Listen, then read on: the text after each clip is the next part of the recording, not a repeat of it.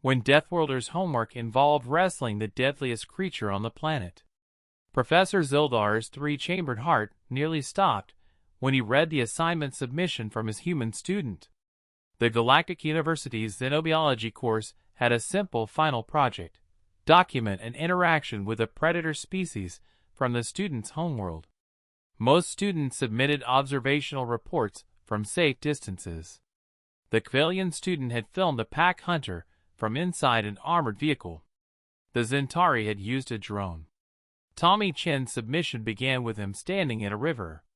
"This is gonna be awesome," the human said to his recording device, grinning in a way that showed far too many teeth. "So, Professor Zil asked us to interact with a predator from our homeworld. I'm here in North Queensland, Australia, and I'm gonna do my project on Crocodilus porosus, the saltwater crocodile." Zildar's tendrils twitched in distress. He researched Earth's fauna after accepting human students.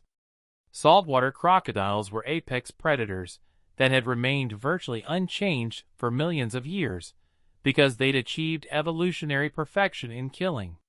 The video continued. Tommy waded deeper into the murky water, explaining in an unerringly casual tone about ambush predation tactics and bite force ratios. "Now, the key thing about crocs is they're fast in short bursts but tire quickly. Also, their jaw muscles are incredibly strong for biting down, but weak for opening up." "What is he doing?" Zildar whispered to his empty office. Tommy suddenly dove underwater.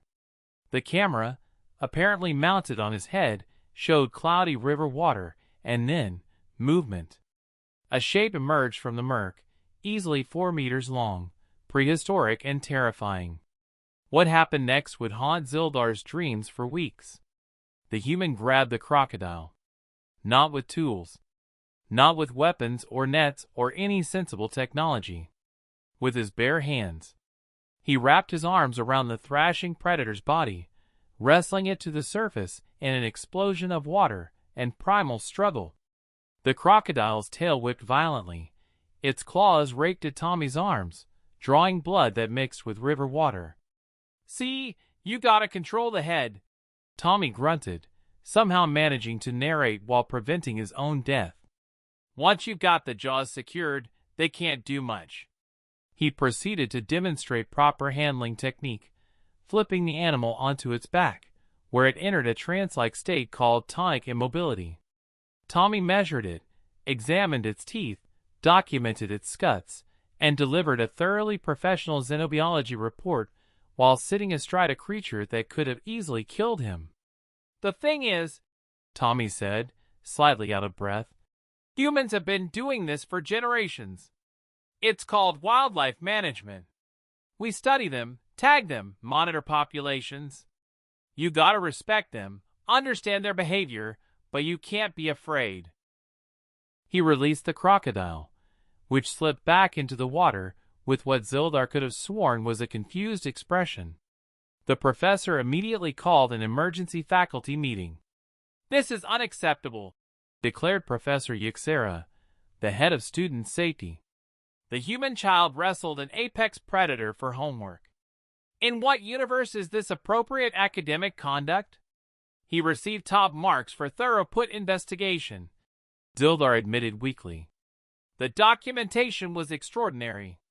He even collected scale samples and recorded vocalization patterns that our database didn't have. He wrestled a murder beast." Dr. Ventalis, a human xenopsychology specialist, chittered in amusement. "I've reviewed Earth's educational practices. This is not unusual. Human children are routinely exposed to calculated risks as part of learning. They call it character building." "Character building?"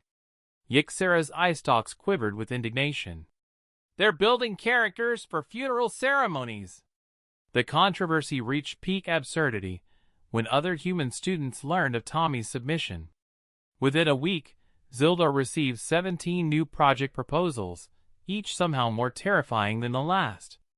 One student wanted to document great white sharks. Another proposed studying grizzly bears during salmon season. A particularly enthusiastic student submitted a request to observe Komodo dragons, with a note that said, "Don't worry, Professor, I'll bring antivenom." Zildar implemented new guidelines immediately.